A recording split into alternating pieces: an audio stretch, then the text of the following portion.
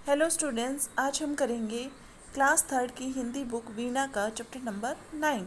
Chapter का नाम है प्रकृति पर्व फूलदेई। देखिए क्या है इसमें। ये क्या है, एक उत्तराखंड का फेमस पर्व है। ठीक है, त्योहार मनाया जाता है वहाँ पे। देखिए उसमें क्या क्या करते हैं हम। जानकी बहुत ही प्रसन्न थी। ठीक है, ये देखिए, वेट। जानकी बहुत ही प्रसन्न थी।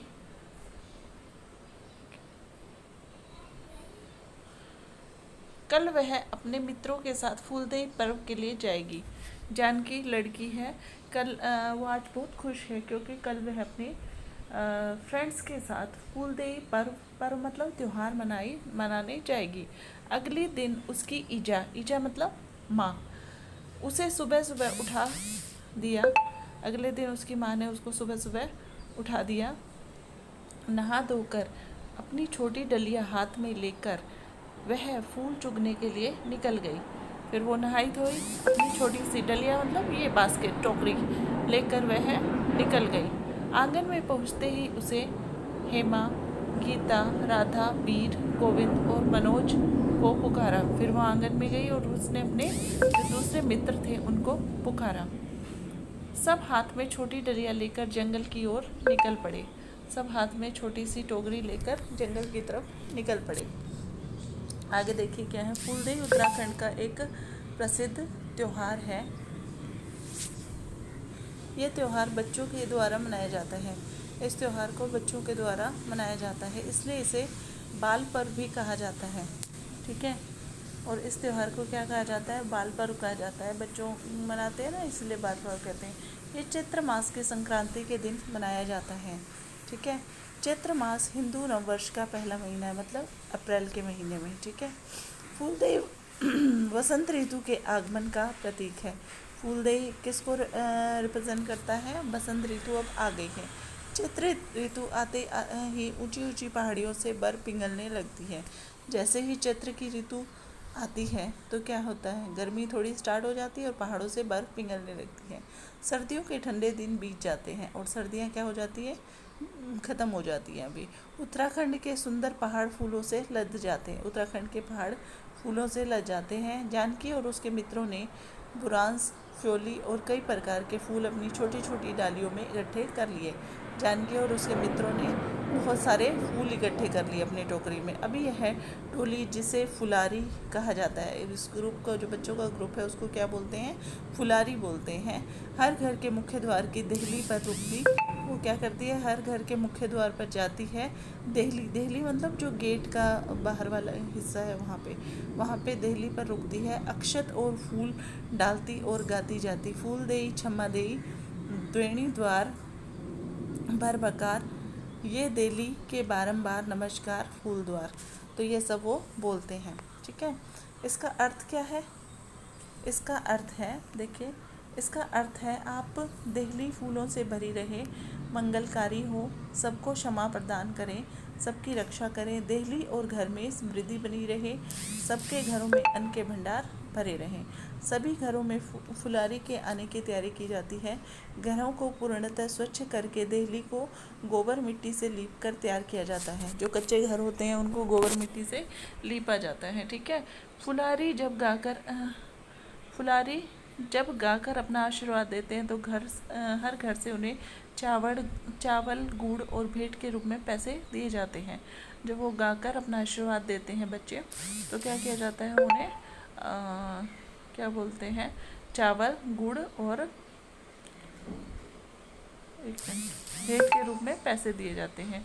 जानकी और सभी मित्र दिन भर देहली पूछकर बहुत थक गए थे, पर वो बहुत प्रसन्न थे। सब बच्चे इधर उधर घूमे हैं तो थक गए थे, लेकिन फिर भी वो बहुत खुश थे। इस तरह फूलदेई का त्यौहार उत्तराखंड के अलग अलग क्षेत्रों में 8 दिनों तक मनाया से लेकर महीने भर तक चलता है। बच्चों द्वारा एकत्रित किए गए चावल और गुड़ को मिलाकर बच्चों के लिए हलवा, छोई या साई व पापड़ी जैसे अन्य स्थानीय व्यंजन बनाए जाते हैं। सब वहाँ के व्यंजन हैं, छाई, सोई।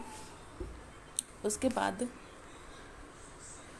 मिला कर बच्चों के लिए हलवा, छोई, साई व पापड़ी जैसे अन्य स्थानीय व्यंजन बनाए जाते हैं। व्यंजन बनाने के लिए जमा पैसों से भी घी तथा तेल खरीदा जाता है। व्यंजन सबको एकत्रित होकर और मिलकर खाते हैं। फूलदेई बच्चों को प्रकृति, प्रेम और सामाजिक सद्भाव की सीख बचपन से ही देने का पर्व है। फूलदेई किस लिए मनाया जाता है? प्रकृति के प्रति प्रेम करना हमें सिखाता है, सामाजिक सद्भाव सिखाता है, बचपन से ही देने का पर्व है। ये त्यौहार लोकगीतों, मान्यताओं और परंपराओं से जुड़ने का एक अच्छा अवसर प्रदान करता है। यह प्रकृति तथा संस्कृति से जुड़े रहने की भी प्रेरणा देता है। ठीक है, हमें प्रकृति और अपनी संस्कृति, जो चीज़ें हम पहले से सीखते आ रहे हैं, उन्हें आगे पहुंचाना चाहिए। ठीक है, तो आगे देखिए क्या है बातचीत के लिए। त्यौहार क्यों मनाए जाते हैं? त्यौहार हमें सामाजिक सद्भावना देते हैं और उनसे बहुत हमारा मन खुश हो जाता है। अगला देखिए, आपका प्रिय त्यौहार कौन सा है? तो आपका जो भी प्रिय त्यौहार है वो आपको लिखना है, जैसे होली, दिवाली, जो भी आप जहाँ से भी बिलोंग करते हैं। अगला, आप अपना प्रिय त्यौहार कैसे मनाते हैं? तो ये इसका आंसर भी अलग अलग होगा। जैसे कोई होली लिखना चाहता है तो हम क्या करते हैं, मिठाइयाँ खाते हैं, ठीक है, रंग लगाते हैं, पानी से खेलते हैं, वो सब। बसंत ऋतु के आगमन पर भारत में मनाए जाने वाले कौन कौन से त्यौहार हैं? तो कौन से त्यौहार हैं? एक बसंत पंचमी भी मनाई जाती है। ठीक है, बसंत पंचमी। उत्तराखंड के कुमाऊं क्षेत्र में माँ को ईजा कहकर पुकारते हैं। आप अपनी माँ को क्या कहकर पुकारते हैं? तो सब बच्चों को अपना आंसर लिखना है, माँ, माता, मम्मा, ठीक है, मम्मी, जो भी है। आगे देखिए, सोचिए और लिखिए। फुलारी किसे कहते हैं? बच्चों की टोली जो घर घर जाकर फूल लेके जाती है उसको फुलारी कहते हैं। फुलारी में मिले चावल और गुड़ से क्या बनता है?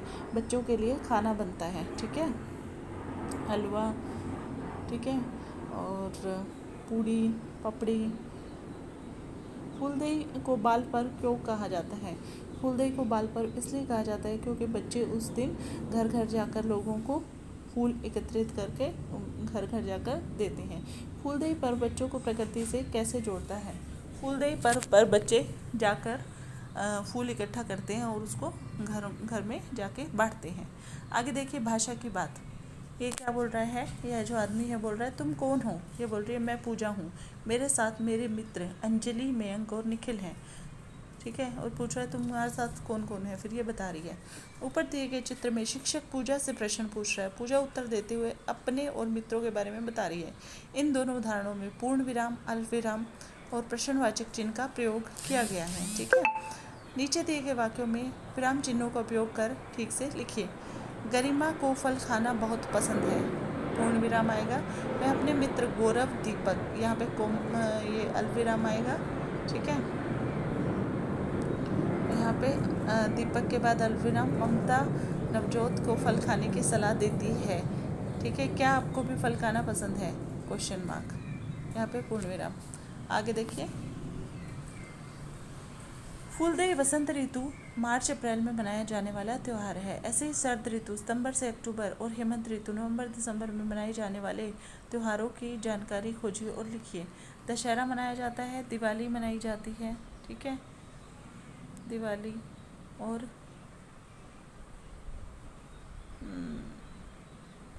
लोहड़ी मनाई जाती है।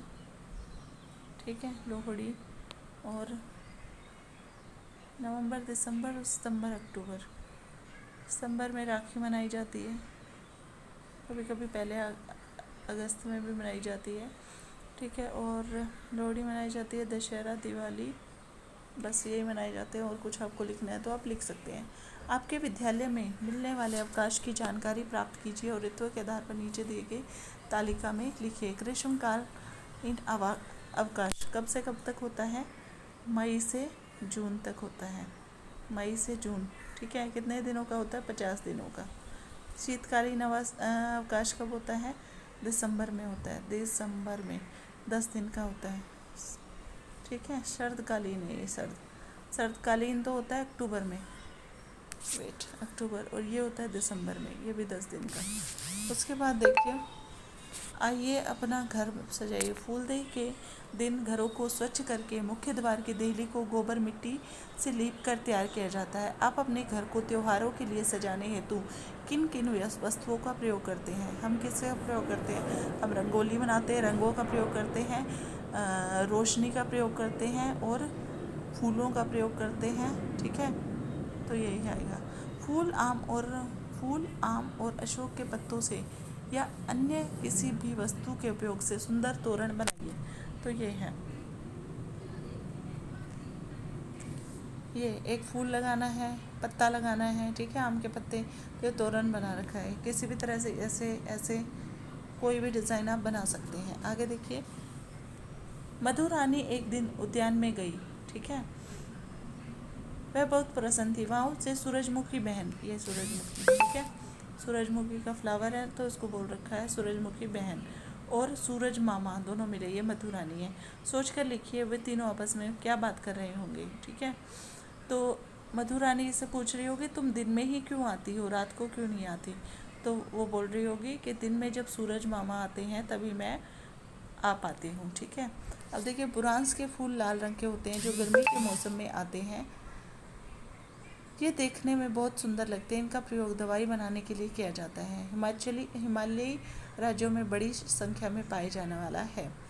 फ्योली, ये फ्योली है, ठीक है, ये बुरांस है के फूल बसंत के आगमन की सूचना देते हैं। मतलब जब ये फूल खिलते हैं तो हमें पता चलता है बसंत ऋतु आ गई है।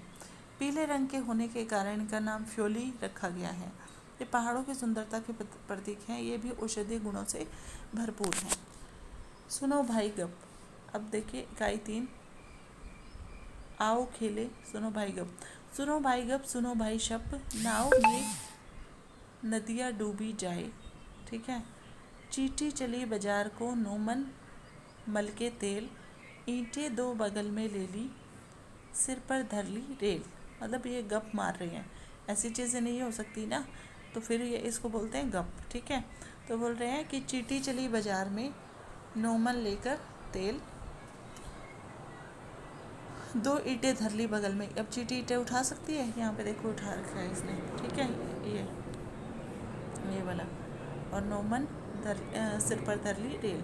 सुनो भाई गप, सुनो भाई शप, नाव में नदियाँ डूबी जाए, गधा चढ़ा खजूर पर, खाने को अंगूर, खजूर पे चढ़ रहा है और खजूर पे कोई अंगूर लगते हैं। पीठ पे उसके नाच रहे थे 5-5 लंगूर।